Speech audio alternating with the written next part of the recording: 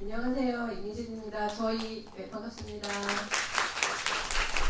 네, 제 발표 끝나면 쉬는 시간 있으니까 잠깐만 집중하시면 될 것 같아요. 한 15분 내로 발표를 하려고 하고요. 이 앞전까지는 사실 만들기를 어떻게 해야 되는지에 대한 주요 내용들이었다면 저는 이제 만들기 한 것들을 어떻게 공유해야 되는지, 왜 공유해야 되는지에 대해서 집중적으로 말씀을 드리려고 해요. 그래서 포트폴리오라는 말을 많이 들어보셨을 거지만 앞에 오픈 포트폴리오는 과연 어떤 점이 다른지부터 우선 시작을 하려고 합니다. 이게 안 되나요? 이걸 하나요? 네, 그래서 우선 오픈 포트폴리오가 뭔지 설명드리려고 하는데 여러분들 다 아시는 것처럼 그냥 포트폴리오라는 것은 자신의 작품, 취업을 위해서, 학업을 위해서, 누군가에게 나를 평가받기 위해서 멋진 결과물들을 잘 모아서 누군가 되게 비공개적으로 전달해서 나에 대해서 평가를 받는 거잖아요. 근데 사실은 이 오픈이라는 단어가 붙으면서 그게 조금 더 확장된 개념이라고 보시면 될 것 같아요. 그래서 오픈과 포트폴리오가 합쳐진 개념이라고 보시면 되고요. 그래서 누구에게나 열린 개방형 포트폴리오다라고 생각하시면 되고요. 사실 이렇기 때문에 조금 더 나 혼자 꽁꽁 숨겨놓은 최종 결과물이 아니라 나에 대해서, 내가 만든 과정에 대해서, 내가 생각했던 것들에 대해서, 내가 어떤 실패를 했는지에 대해서 기록하는 거기 때문에 더 어려울 수도 있어요. 이거를 만드는 것 자체가 어려울 수도 있지만 또 다른 한편으로서는 이 과정 자체가 내가 발전하는 과정이기 때문에 그냥 조금 더 쉽게 생각했으면 좋겠다라는 개념으로 오늘 전체적인 그 흐름을 제가 잡아봤고요. 그래서 조금 더 구체적으로 말씀을 드리자면 오픈 포트폴리오란 무엇인가에 대해서 조금 간략하고 명확한 정의에 대해서 정의를 해봤습니다. 그래서 공개적인 네트워크, 그러니까 결국 온라인이에요. 온라인을 통해서 확산이 가능하고 그 확산을 통해서 나의 발전, 누군가의 발전 또는 사회에 기여할 수 있는 공헌까지 가능한 포트폴리오가 오픈 포트폴리오다라고 정의를 내렸고요. 사실 근데 이렇게 보면 너무 거창하긴 한데 결론적으로 내가 오픈 포트폴리오를 쓰는 이유는 뭐지? 우리가 써야 되는 이유가 뭐지? 그 목표에 대해서 얘기를 해보자면 스스로에 대한 기록이라고 보시면 될 것 같아요. 나에 대한 기록을 남기는 거, 내가 만드는 어떤 내가 만들고 싶었던 거에 대해서 기록을 남기는 것, 그 기록을 남김으로써 다른 사람들에게 평가를 받을 수 있고 칭찬을 받을 수도 있고 조언을 받을 수도 있는 그런 목표가 또 있고요. 그걸 통해서 서로 공유하고 피드백 주고 의견을 나누면서, 근데 이제 여기서의 사실 의견 교환과 피드백은 조금 더 긍정적이어야 되겠죠. 그런 긍정적인 소통을 통해서 더 넓은 세상과 공유할 수 있는 목표를 가지고 작성을 하는 것이고요. 그럼 이렇게 하면 뭐가 좋지? 이걸 어떻게 활용하지? 라고 생각을 했을 때 앞에서도 여러분들이 말씀을 해주셨지만 이렇게 급격하게 변화하는 사회에서 내가 어떻게 살아남을지를 생각해 봤을 때 이 과정 자체를 하나하나 쌓아나가는 것 자체로서 이 포트폴리오가 나를 증명할 수 있는 도구가 될 수도 있고요. 그래서 누군가에게 평가를 받고 이 평가를 통해서 조금씩 성장할 수 있는 도구로 활용할 수 있기 때문에 메이커뿐만 아니라 그냥 많은 사람들에게 이 오픈 포트폴리오라는 개념이 전체적으로 확산됐으면 좋겠다라는 생각을 가지고 있습니다. 하지만 이제 제가 여기서부터 말씀드릴 오픈 포트폴리오는 이 온라인을 조금 확장해서 좀 더 큰 개념으로 제가 설명을 드리고자 하고요. 왜냐하면 한국의 영메이커들, 어린 친구들과 저희가 만들기를 진행을 하다 보면 오픈 포트폴리오가 정말 중요해요. 하면 좋겠어요. 해보세요라고 했을 때 막상 그들이 접근할 수 있는 이 한계가 너무 크기 때문에 전통적인 기록 방법, 종이에 기록을 하고 그림을 그리고 이런 것까지 포함해서 오늘 오픈 포트폴리오에 대해서 소개를 해드리고자 합니다. 그럼 사실 만드는 시간, 저희가 영메이커 활동을 진행하는 시간 보통 한 일주일에 한 번 모여서 3시간씩 진행을 했는데요. 그 3시간 동안 만들기를 하기에도 시간이 되게 부족해요. 근데 거기에다가 오픈 포트폴리오까지 하세요라고 했을 때 이거 왜 해야 돼? 라는 의견이 사실 나올 수가 있어요. 근데 이제 왜 해야 되는지에 대해서 제가 설명을 드리려고 하고요. 그래서 만들기 하기에도 바쁜데 이걸 집중하다 보면 시간 하나도 없어요. 정신 없어요. 그렇지만 개인적인 가치도 있고 사회적인 가치 두 가지 측면에서 정말 필요하기 때문에 꼭 작성을 했으면 좋겠습니다 라고 추천을 드립니다.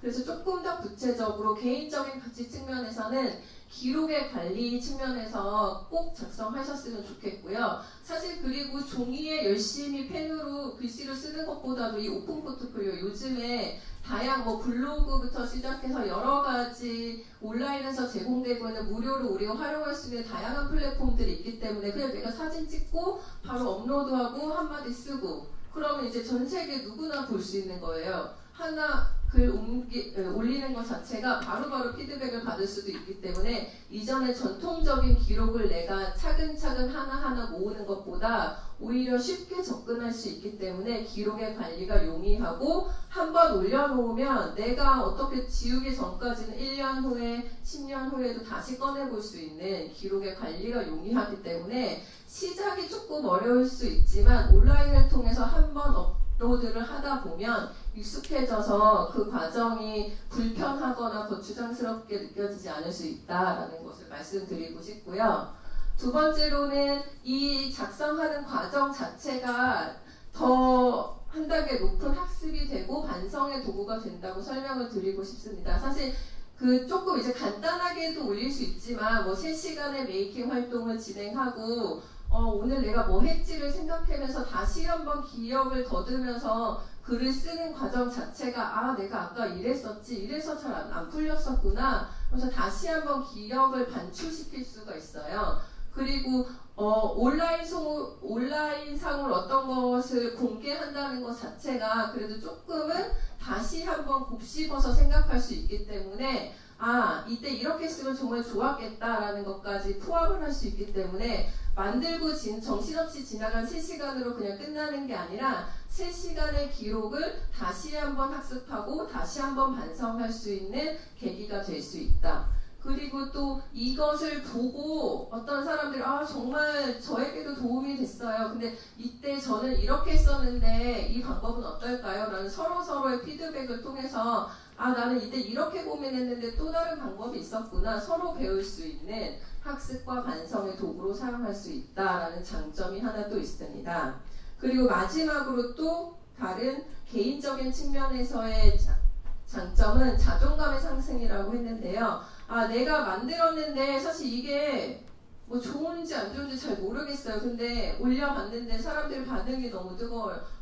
어떻게 이런 거 했어요? 사실 이제 나 혼자 작업실에서 하다 보면 그런 스스로에 대한 만족감을 느끼시는 분들도 있겠지만 다른 사람들의 응원을 받으면서 내가 정말 잘했나 보네 라고 생각할 수도 있고 지난 3기의 영메이커에서 하면서 활동했던 기록들을 4기에 참여하면서 다시 한번 들여다보면 내가 진짜 이렇게 썼는데 스스로 봐도 내가 뿌듯하네 이번에 더 성장했네 라고 느낄 수도 있거든요. 사실 기록을 해놓지 않으면 떠올리기 쉽지 않은 기억일 수 있어요. 그런 과정들 자체가. 그래서 만들기도 중요하지만 만드는 과정들은 내가 남기지 않으면 누구도 남겨주지 않기 때문에 스스로 남기고 스스로 공개하는 게 되게 중요하다라는 측면에서 개인적인 가치 측면의 3가지 가치를 제가 설명을 드렸습니다.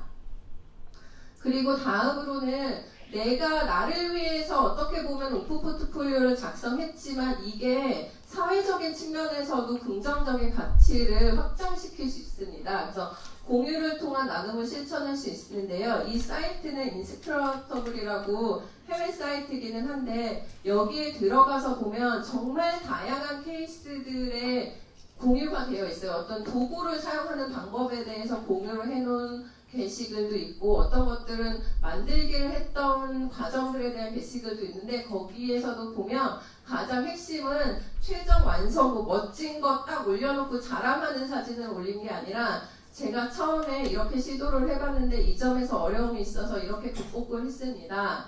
라는 그런 그 전체적인 과정에 대해서 공유를 하기 때문에 그 글을 보고 다른 사람은 거기서 조금 실수를 덜 하면서 새로운 방법으로 터득해 갈 수 있게 그렇게 공유와 나눔을 실천하고 있습니다. 그래서 사실 그냥 SNS를 통해서 나의 멋진 작품 자랑하는 게 아니라 오픈 포트폴리오에서의 온라인으로서의 공유는 과정에 대한 공유, 내가 실패한 것도 같이 공유하는 거에 대한 가치 측면에서 공유를 통해서 이렇게 작게나마 아니면은 나는 작게 생각했지만 그 누군가에는 큰 나눔을 줄 수 있다. 이런 측면에서 사회적인 가치가 분명히 있고요.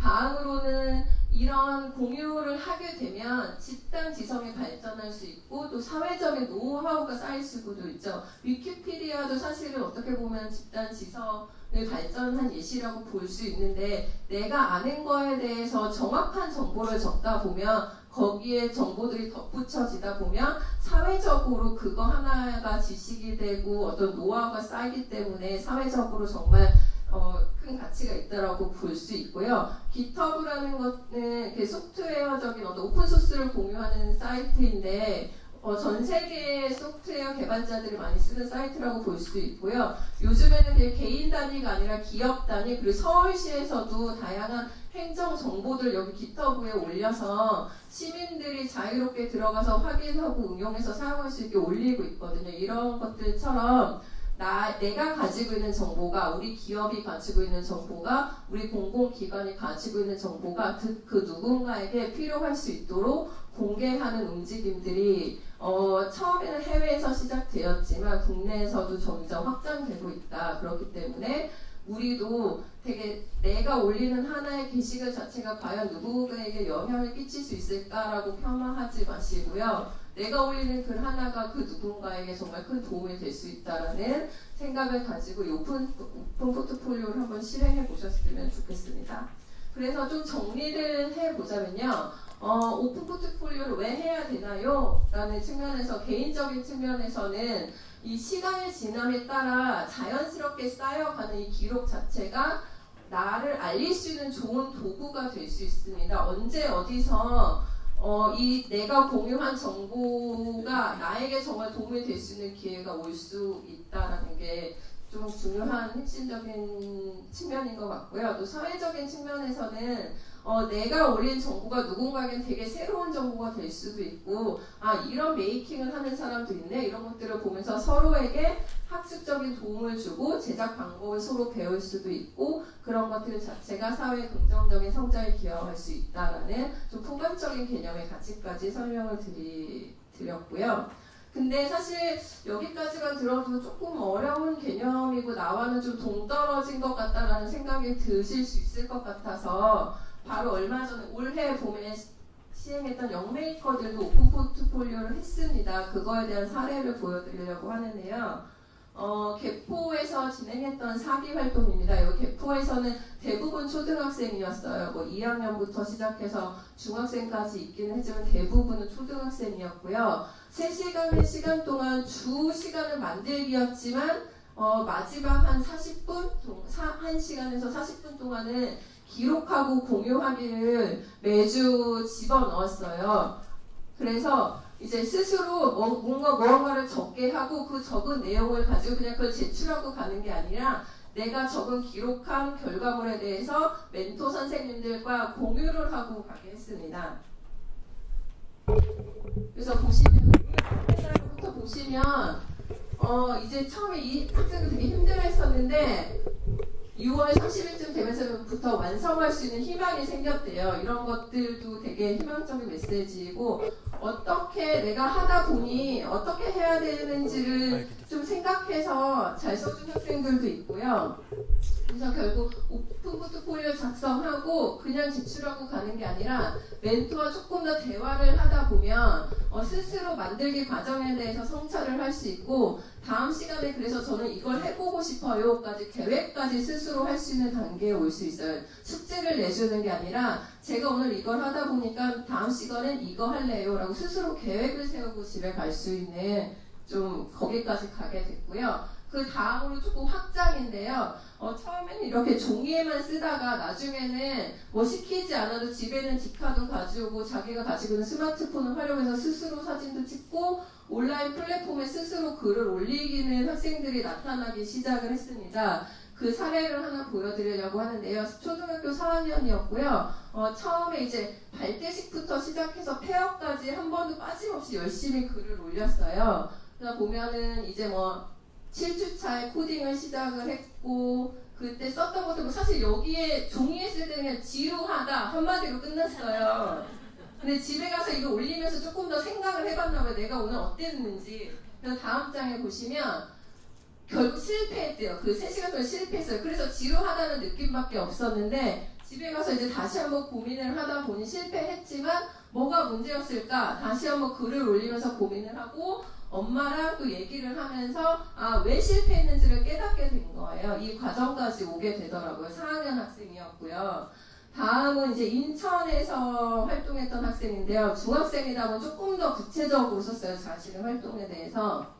구체적으로 이제 각 주차별로 작성을 했고, 그래서 여기에도 보시면은 뭐가 어려웠는지, 뭐 잘 눌리지 않았고, 뭐 어떤 생각들에 대해서 그때 어려웠던 점들에 대해서도 쓰고, 이걸 하다 보니까 나는 어떤 사람이 되어야 되겠다까지 생각을 하게 되더라고요. 그래서 스스로에 대한 반추, 성찰까지 이루어지는 그런 모습들이 보여졌다라는 게 긍정적인 변화였고요. 이제 마지막인데요. 그래서 오픈 포트폴리오를 하려면 사실 조금 어려운 점이 뭐였냐면 사실 학생들에게 스마트폰을 메이킹하는 거 꼭 가지고 오게 해주세요. 노트북을 지참해주세요라고 하면 학부모님들이 되게 걱정 많이 하세요. 일부러 이런 거 안 보여주는 이거 왜 가지고 오라고 하지? 되게 걱정된다라고 하시는데 왜냐하면 우리나라에서는 학생들이 이 디지털 디바이스들을 그냥 게임 동영상 보기 이걸로밖에 활용을 하지 못하고 있어요. 근데 이 디지털 리터러시라는 거를 통해서 우리가 이 스마트폰이라는 것을 통해서 당신이 필요한 정보를 얻을 수도 있고 스터디를 할 수도 있고 내가 몰랐던 것들을 알 수 있는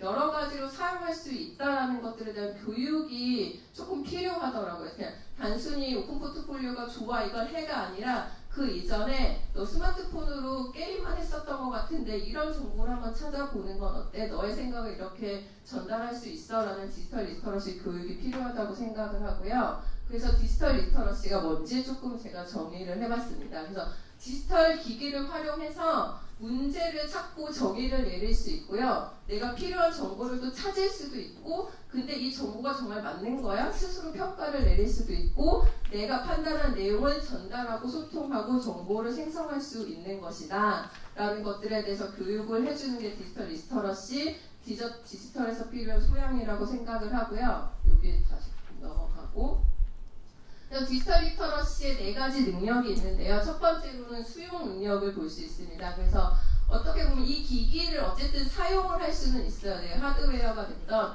여러 가지 소프트웨어 툴이 됐던 사용할 수가 있어야 되는데 여기서 또 중요하게 생각해야 될 점은 어떤 소프트웨어 포토샵을 배워볼까? 툴을 배우는 강의를 찾아가는 게 아니라요. 내가 만들고 싶은 게 있는데 이걸 만들다 보니 그 과정에서 어떤 툴이 필요하게 돼서 그걸 해결하기 위해서 툴을 배워야 돼요. 그래서 툴 교육을 먼저 하고 만들기를 하는 게 아니라 내가 뭘 만들고 싶은데 여기서 어떤 툴을 쓰는 가장 효율적일지를 생각하고 그 필요한 기능들을 배워나가면 되는데 사실 온라인에 되게 많은 무료 교육들도 있고 오프라인에서도 무료 교육들이 많기 때문에 그런 것들을 찾아서 필요한 때에 배우시는 게 가장 중요하고요. 그리고 두 번째로는 이런 기기를 사용해서 정보를 검색하고 분석해서 평가하는 이용 능력도 되게 중요한데 온라인에서 어떤 정보들을 볼 때도 사실 그 정보들이 다 완벽하게 맞는 정보들이 아니에요. 그래서 정보들을 찾아보고 비교 분석해서 뭐가 올바른 정보인지를 판단할 수 있어야 되고 근데 또 특히 어린이들은 영어 메이커들은 이런 것들이 조금 어렵기 때문에 어떤 것들이 올바른 정보인지는 조금 멘토 선생님들 옆에서 같이 도와주는 게 필요하다고 생각을 합니다. 그리고 세 번째로는 생산 능력인데요. 내가 그래서 도움을 받았으면 그 도움 받은 정보들을 활용해서 나도 새로운 컨텐츠를 생산해서 다른 사람들에게 공유를 해주어야 돼요. 나만 정보를 알고 그거 받고 끝나는 게 아니라 내가 받은 도움을 통해서 본인이 깨달은 바를 더해서 스스로 나도 컨텐츠를 생산할 수 있는 능력을 키워야 한다는 게 세 번째 능력이고 마지막으로는 이런 것들을 공유하고 댓글을 달 때는 앞에서 뭐 여러 가지 조력자 역할이 온라인에서도 동일하게 적용을 해서 긍정적이고 서로에게 도움이 될 수 있는 규범을 준수하면서 꼭 지켰으면 좋겠다라는 생각이 있습니다. 그래서 좀 빠르게 오픈 포트폴리오라는 개념이 상당히 중요하고 좀 폭넓긴 한데 제가 좀 빠른 시간에 좀 전달하고 싶은 내용을 전달했고요. 그래서 오픈 포트폴리오라는 거는 사실은 앞으로 점점 더 되게 중요해질 것 같아요. 여러 분야에서. 그래서 여러분들도 첫 시작은 스스로 할 수 있는 가장 작은 범위로 시작을 해서 조금씩 기록이 쌓이는 그런 재미를 느끼면서 공유하고 소통하는 경험을 해보셨으면 좋겠다라는 마지막으로 제 발표를 마치겠습니다. 감사합니다.